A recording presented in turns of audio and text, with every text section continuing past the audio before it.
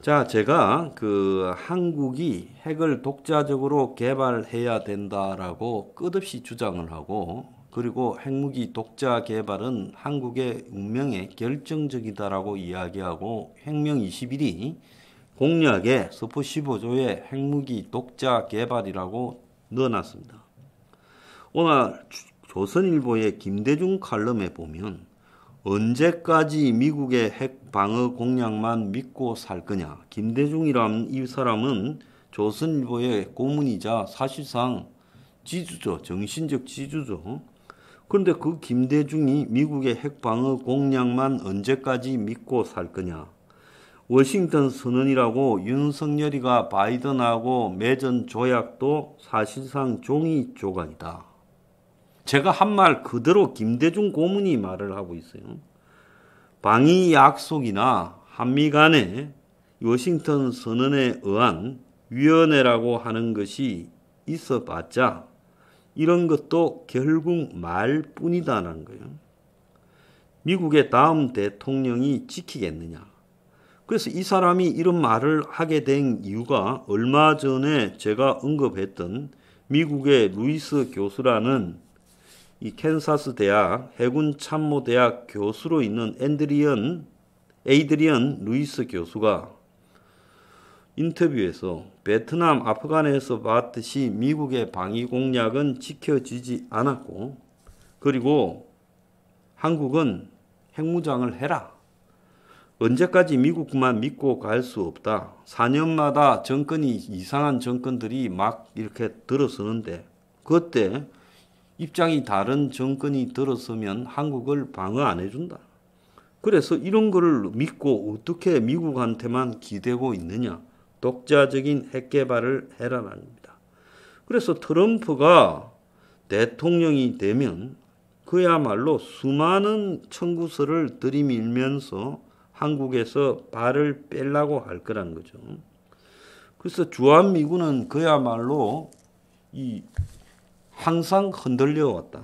모택동과 거래할 때 닉슨과 키신저는 대만만 내준 게 아니라 주한미군 2개 사단도 줄였고, 모택동하고 협상하면서 카트도 그랬다는 거예요.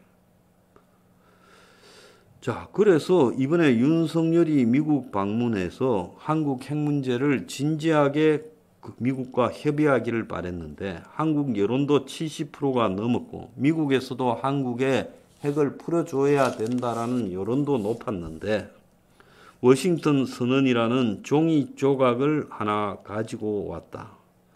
그래서 루이스 교수가 워싱턴 선언을 이렇게 혹평했다. 방위 약속 긴밀 논의 위원회 구성 이런 거야말로 말뿐이다. 다음 대통령이 들어오면 이 약속을 지키겠네요. 내가 했던 말을 그대로 루이스 교수가 이야기했고 김대중 고문이 그대로 이야기를 한 겁니다. 내가 워싱턴 선언이라는 것은 아무 의미가 없는 거다. 미국의 해구산 확장 억지 강화라는 것은 한미 간에 그걸 갖다가 위원회를 두고 그런 부분에 대응한다고 이야기하는 것은 아무런 의미가 없는 일이다라는 겁니다.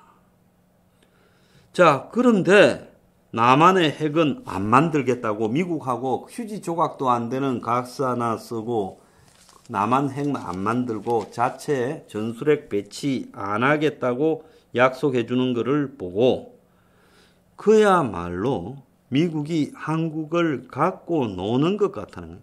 호주하고는 핵 잠수함을 주겠다고 하면서 5년 안에 한국한테는 이렇게 차별하고 있다는 거예요. 한국이 백인 나라가 아니어서 그런 거예요.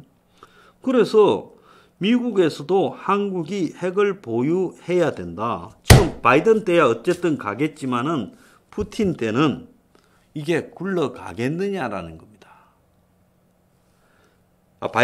트럼프 때는 이게 굴러가겠느냐. 그래서 미국이 굉장히 기회주의적 나라이기 때문에 조선일보 김대중 고문은 이거는 그야말로 어떻게 이런 미국 약속만 믿고 살게 그런 약속을 해주고 왔느냐 비난을 해요.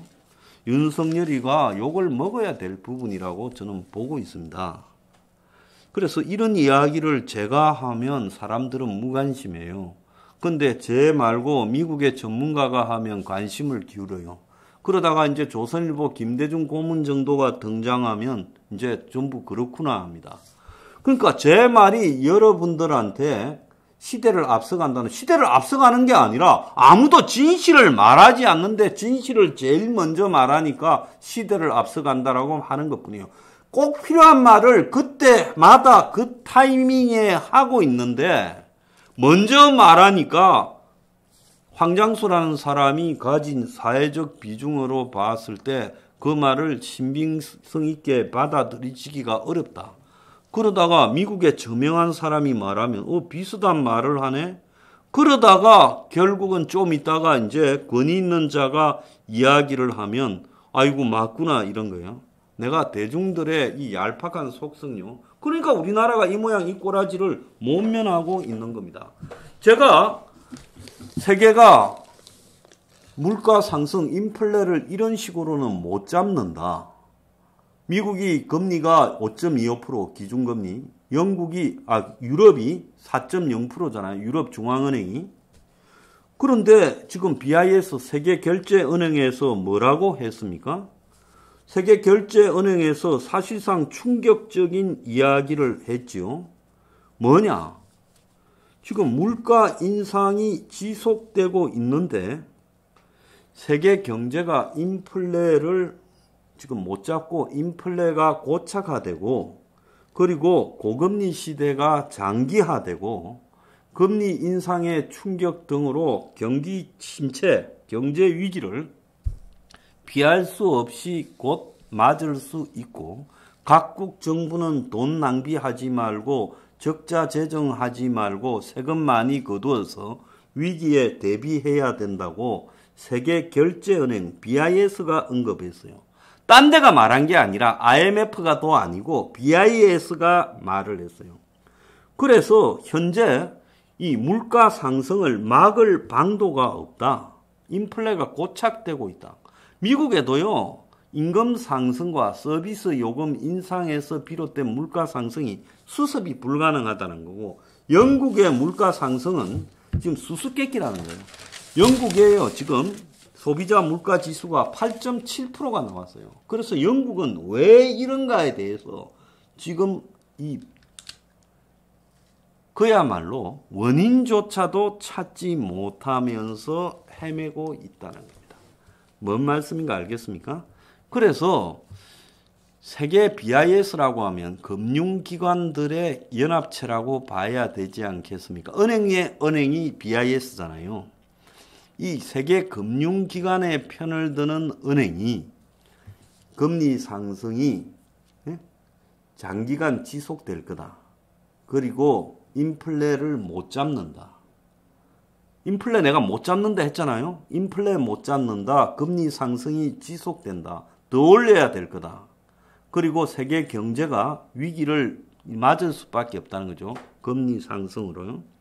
그래서 이게 아마 기득권 중에 제일 기득권이 BIS일 건데 여기서 이런 말을 했습니다. 그러니까 인플레가 잡혔다라는 한국 정부의 저런 황당한 소리. 영국에서요. 물가에 정치하라는 말이 있습니다.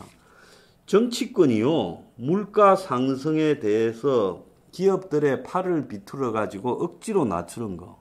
오늘 보면 한국의 식플레이션, 즉 식료품 인플레이션 때문에 정부가 밀가루 업체들 팔을 비틀어서 라면 값을 낮춘다. 그래서 영국에서 물가에 정치하라는 황당한 조롱거리가 되어 있는 짓거리를 한국이 하고 있어요. 그래서 제가 여기서 이야기하는 거는 지금 경제 위기가 이게 수습이 안 될 거다라고 보는 시각에 있어서요. 세계 BIS 은행 중에 은행에서 물가 상승이 고착이 되어버렸고 거의 잡기가 불가능하다. 미국, 영국부터 세계적 현상이다. 그리고 더 나아가서 물가도 계속 올라가고 금리를 엄청 올려야 될 거고 금리가 고금리로 지속될 거다. 그러면서 경제 추락이 불가피할 거다라고 이야기를 했다는 겁니다. 그러면 BIS에서 이런 말이 나왔다는 것은 이제는 딴 데가 더 말을 안 해도 최후의 기간에서 물가 상승 몸잡는다. 고금리가 지속된다. 경기 침체를 면할 수 없고 각국 정부는 예산을 방만하게 운영하지 말고 세금을 더 받고 해서 위기에 대비해서 돈을 가지고 있어야 된다. 재정 정책을 배운 놈일수록 말을 복잡하게 하는데 간단하게 이야기하면 내 말이 그 말이에요. 뭐냐? 돈 아껴서 정부가 들고 있어 위기에 쓸 데가 많을 거니까 대비하라는 겁니다. 그래서 제가 오랫동안 이 이야기를 했어요. 세계 경제가 그야말로 내일이 없이 오늘만 살고 죽을 것처럼 끌어가고 있고 이런 식으로 세계 경제를 운용하면 막판에 대공황적 위기를 맞을 수밖에 없다라는 겁니다. 그래서 지금 이 문제도 제가 그동안에 영국의 브렉시트 또 미국의 트럼프 당선, 두 번째 선거에서 트럼프 낙선, 또 우크라이나 전쟁의 방향, 그리고 이 코로나가 쉽게 안 끝나고 장기간 지속되면서 엄청난 피해를 남길 거라고 2020년 1월 28일 날 언급했어요. 3년을 끌면서 엄청난 피해를 남겼잖아요. 우크라이나 전쟁에서 푸틴의 무덤이 되고 문을 열었지만 지나 닫지를 못할 것이고 판도라 상자를 열었다고 했죠. 경제 위기가 점점 진행되고 있고 대공황적 위기를 맞이할 수밖에 없고 물가 상승을 못 막을 것이고 인플레가 지속되고 결국은 터져서 대공황적 상황이 발생해서야 물가가 잡히겠지만 이제 대공황적 충격이 터지면 그 충격이 엄청나서 전 세계에 금융위기, 재정위기를 가져올 거다라고 말을 했습니다. 지금까지 제가 이야기한 이 중대한 맥락에서 틀린 게 어디 있었어요? 한국이 결국은 핵무기를 개발하지 않고는 북한의 핵을 감당할 방법이 없다라는 것도 지금 제가 말했던 내용 중에 하나죠. 그래서 여러분들이 인식해야 될 부분은요. 지금 공연히 이런 말을 하는 게 아니라 이 엄청난 위기들이 몰려오고 있다는 거예요. 자, 오늘 보면 노인들 10명 중에 4명이 빈곤층이다. 한국의 43%가 빈곤층이다라고 발표가 나왔지요. 지금 자영업자 중에 다중채무자가 71.3%에 해당이 된다. 그러니까 자영업자들은 대부분이 빚을 못 갚게 된다는 거예요. 중국의 부동산이 다시 올라가요. 오늘 아침에 신문에 보면 가격을 낮춰서라도 팔겠다. 상하이 집값이 10% 뚝 떨어졌다. 경제 둔화 속에 해외 이민붐, 중국 탈주가 시작됐어요. 중국 엑소도스.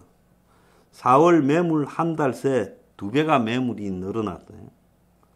그래서 시원찮은 중국의 경기 부양책에 달러당 7.2, 이제 7만 넘어도 문제인데 7.2까지 가서 7개월 내 최저 기록을 하고. 내가 중국은 이제 리오퍼닝이 아니라 중국은 구조적 그야말로 경기 침체 상태에 들어갔다.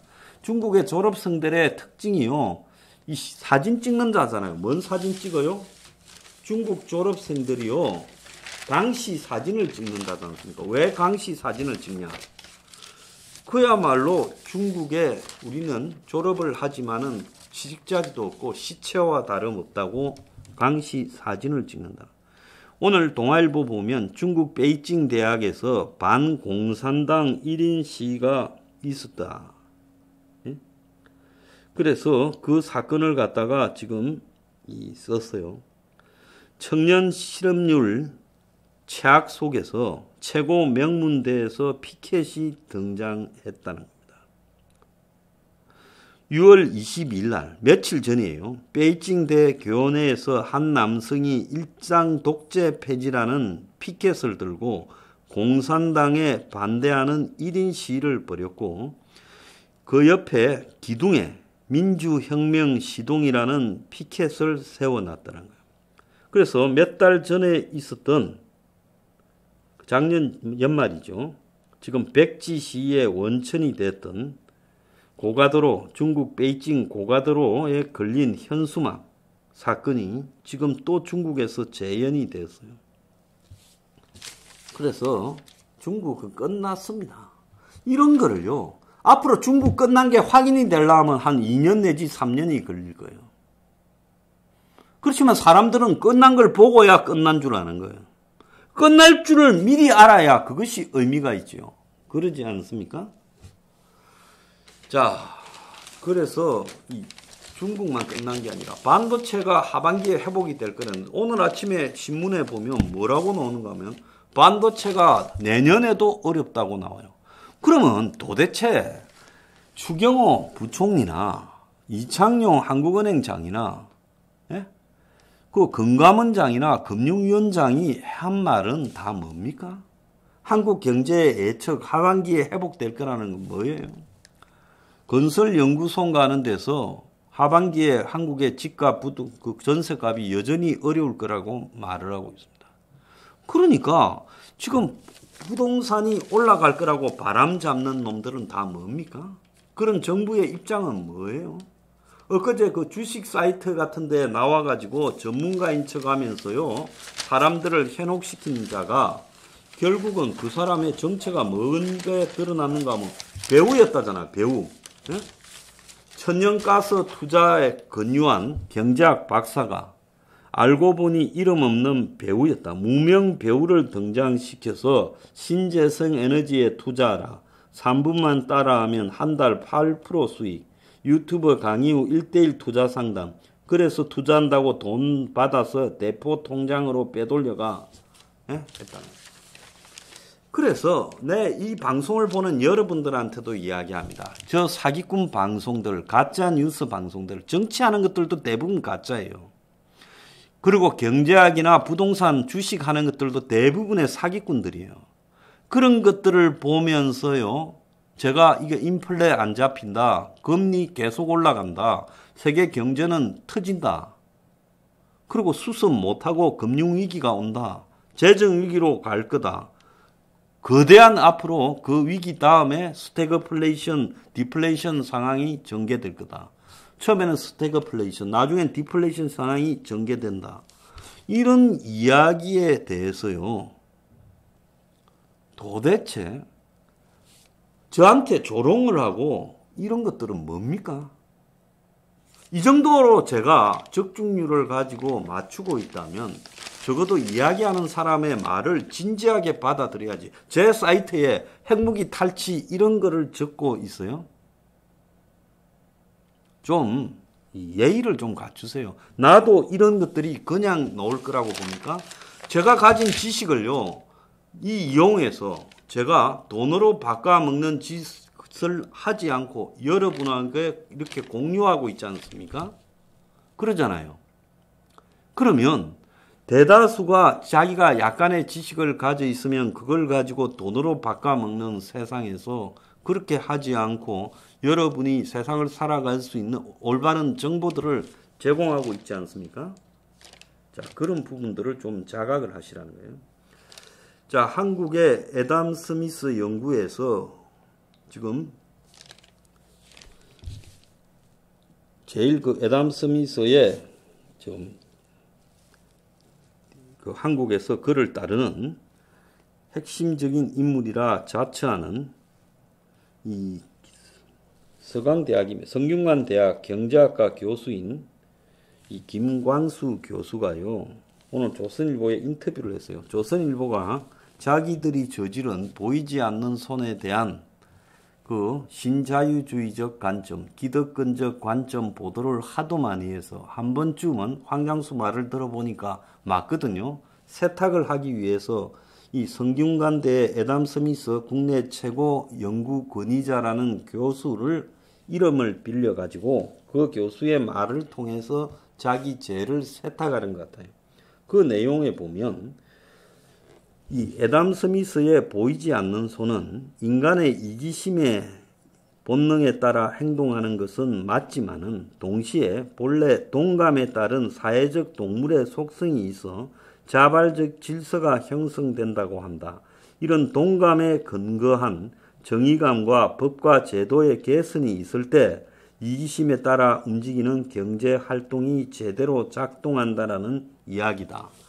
그래서 내버려 두면 모든 것이 저절로 돌아간다라고 말했던, 그걸 그렇게 강조하고 그걸 바람 잡았던 수구 기득권의 대표 조선일보가 오늘 이 보이지 않는 손은 저절로 돌아가는 보이지 않는 손이 아니라 인간에게는 동감이라는 사회적 동물적 속성이 있어서 자발적인 질서가 형성되는데 이 동감에 근거한 정의감과 법과 제도의 개선이 있을 때 이기심에 따라 움직이는 경제활동이 제대로 된다.